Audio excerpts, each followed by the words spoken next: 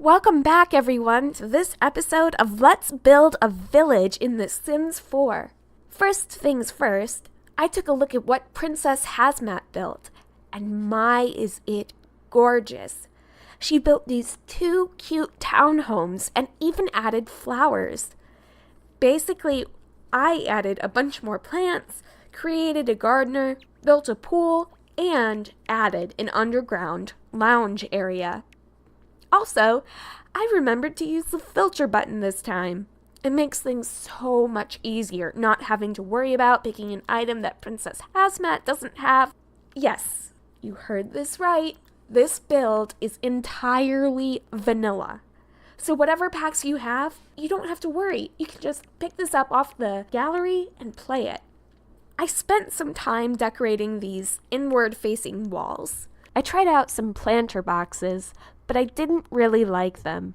I planted a row of grow fruit trees behind one house, and I added a wedding arch and some railings. I ended up deciding on lavender and sunflowers. I don't know if they would grow well together in real life, but they do look nice together in this game. If you didn't know, you can use the square bracket keys to enlarge just about any object. It was very useful here, as I think the sunflowers in this game are really tiny. I don't know. I'm not an expert on sunflowers. You know that Sims 3 trick where you place down floor tiles and spray terrain paint over the top of it? Doesn't work in The Sims 4. You can still use floor tiles as guidelines, though. You just can't be messy with it. Speaking of gardens, I didn't know this, but there's something called companion planting. The idea behind it is that certain plants grow better together and are best buddies, and others kind of impede each other's growth. In this section coming up, I tried to create a vegetable garden with that in mind. I asked Google what grows well with tomatoes, and Google said basil, parsley, onions, carrots, and possibly sage. I don't know if these plants are close enough to help each other out, but that's the thought that counts, right? Next up is the patio. Now you may notice that I didn't build one for the house on the left. This is because I figured that as neighbors they could enjoy a cookout together. This deck area is connected with what would become the kitchen/dining room area. I had a really hard time coming up with one that made sense and looked good, although it might have been because I was really tired at that point and it was getting late. So I cut that part out. I added a door, a gate, a stainless steel grill, and a wrought iron table with matching chairs. I topped it off with a couple strawberry bushes.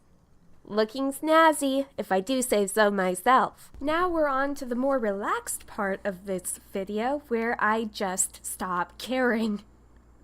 I really like these little roofs here. They're all pinky and they kind of match things. They're not exact, but they're close enough. This kind of is a theme here. Yes, here's where I try to do that same trick. Making this little garden out here, as I did before. Just adding a few little rows, and these rows became, I think one of them was for grapes. One of them was grapes. Grapes, where are you, grapes? Yep. One of them was blackberries. Those looked really nice. One of them was roses. And another one was roses. I had 2 rows of roses. Oh well. You know, just a little bit of extra color, I guess. There's some lemon trees where I think one of them was cherry. And now, this is the part where I build a gardener, or create a gardener. Gosh,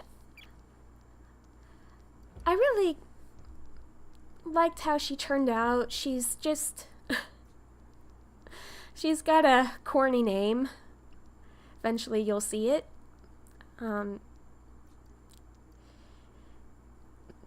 But she's kind of got what I feel is a very earthy, natural-ish sort of look. Like she would spend a lot of time talking to plants.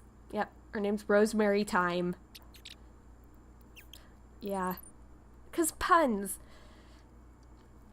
You know, if we're gonna have so many plants, I just wanted to be able to see what they looked like when I was all done. That was really important to me. Again, I've been fighting this constant brain fog that's going on. It's like I have a couple of hours a day of good thinking, and then the rest of the day I'm kind of, what was I doing? Maybe it's the coffee. Maybe I just need more coffee. Blame the coffee. That's good coffee.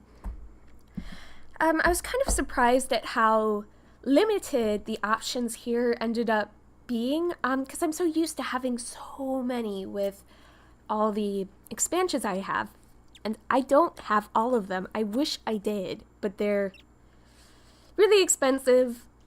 So anyway, yeah, I thought the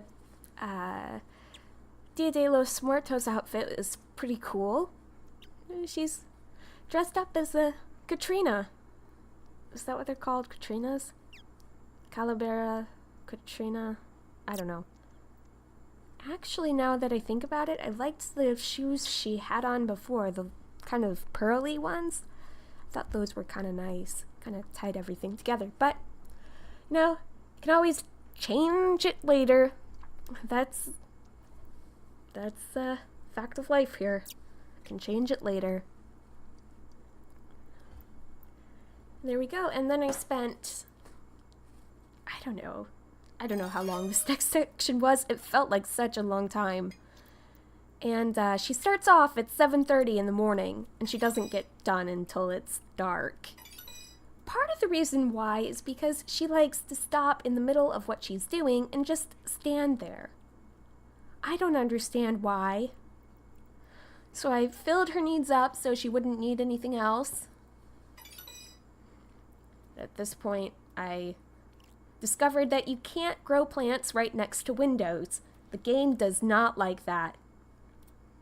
So it was something to sell.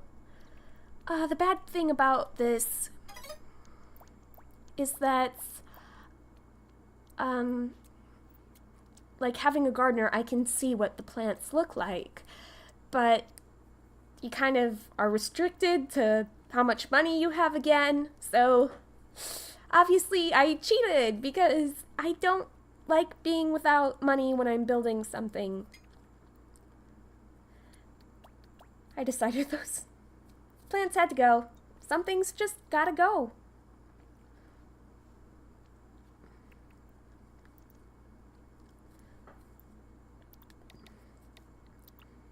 There were lots of little adjustments and things that I made. There were so many little things that I just felt like, oh gosh, it's not perfect. It's not perfect. It's kind of that's the thing that's so addicting for me about The Sims. I just want things to be exact. And yeah, it really plays on that for me, and I want things to look good, and when they don't look good, I'm like, oh my god, what am I doing? And then I come back later and I say, okay, it's obviously this. This is obviously the answer, me. What were you doing? What were you thinking? And I don't know. I think I read somewhere that you've only got so many decisions that you can make before your brain says, sayonara, I'm checking out for today. And oh gosh, is that true? Maybe it's just true for me. I mean, I wouldn't be surprised. I'm kind of foggy up there as it is. So yep, painting these walls, putting down some herringbone tiles that are slightly different from the other ones, but they're the same color, so it kind of worked. There's not very many wallpaper options. And what further compounds this with the base game is that you can't just create a style out of that. So with The Sims 3, there were infinite options because you could just take a wallpaper and use the design tool and apply a texture to it. And it ended up, you could make everything match exactly. And it's not that case here. So you've just got to let things go sometimes and kind of try to think out of the box, I guess. Work with what they've given you. Which I guess is an exercise in creativity in and of itself. I still don't know why I had so much trouble with that kitchen.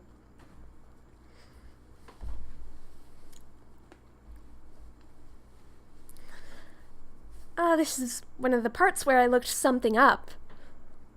So there's nothing going on the screen. Oh, there we go. There it is again.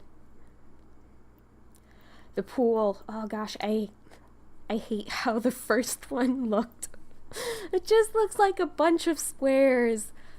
Oh gosh, at the end of the sequence, I had an octagonal pool. And the octagonal pool suited me just fine. And it was just about the perfect size. Put down one of those floor decoration things. And while I was building this, I kept on looking for the diving board. I was like, where is the diving board? Why is there no diving board?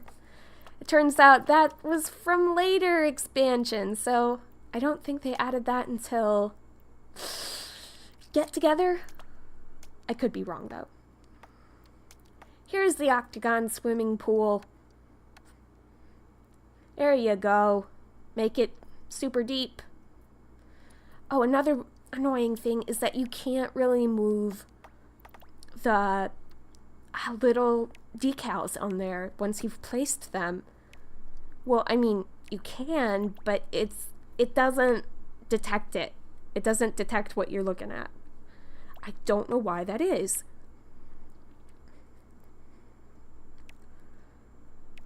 Put some lights down at the bottom. I tried a variety of different lights, but again, it just ended up not looking right.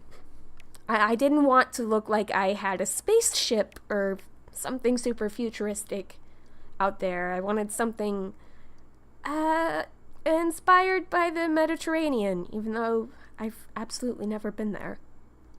I don't know what it's like, actually.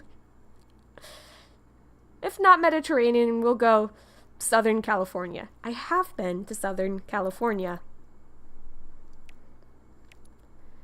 All that's missing is a Corvette. A pink Corvette. I don't know what I'm talking about. Yeah, so those lights look like they belong on a submarine, and this isn't a submarine-y pool.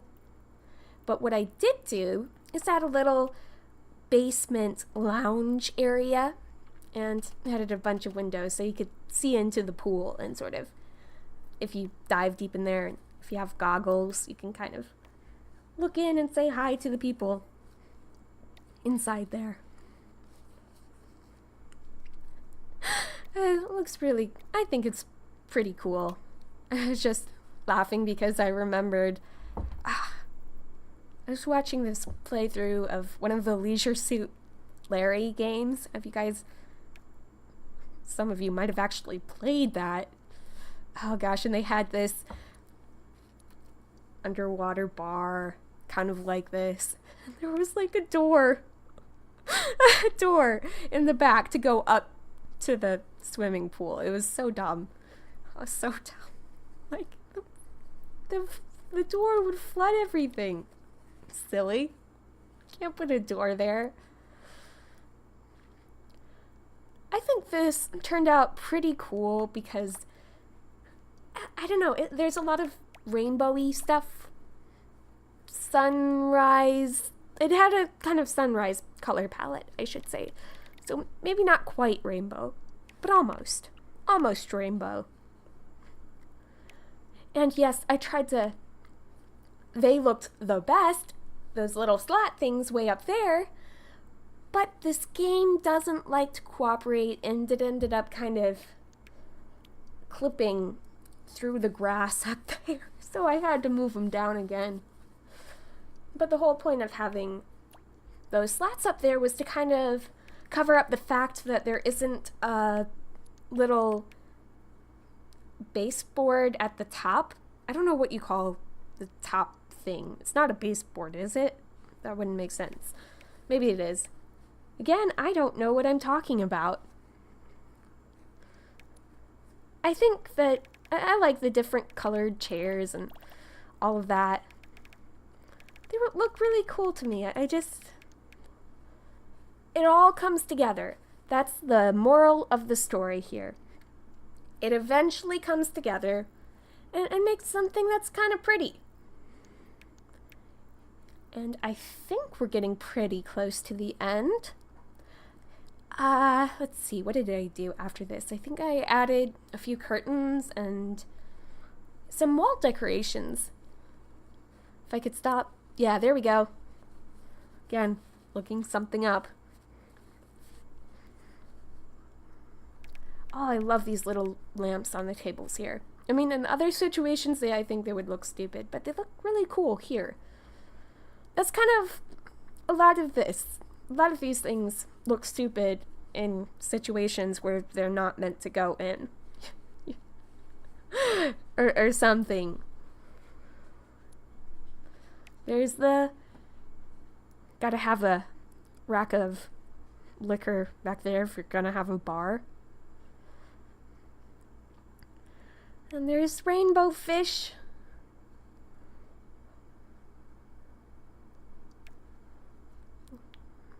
Pretty little rainbow fish. Yeah, the fishes I chose kind of had different purples and blue colors, and yeah. I think towards the end, both sides look pretty balanced, I must say. It's always kind of important when you're trying to do stuff is make things balanced, but not necessarily symmetrical. And it's kind of hard to explain what that is or how to do it. You just know it when it looks good enough. None of the rugs really made sense down here either. Especially not any of them that added actual bonuses. This little music note was okay though, because it's a music club. And yeah, there it is, clipping through the top. And I think we're really close. Just gonna do a quick little twirl around here. Yep, there it is. And I want to thank all of you guys for sticking around and watching this. It really means a lot to me. If you enjoyed, please don't forget to leave a like or a comment down below. And I'll see all of you guys in the next video. Lighting in here is so gorgeous. All those plants, that pond and that pool.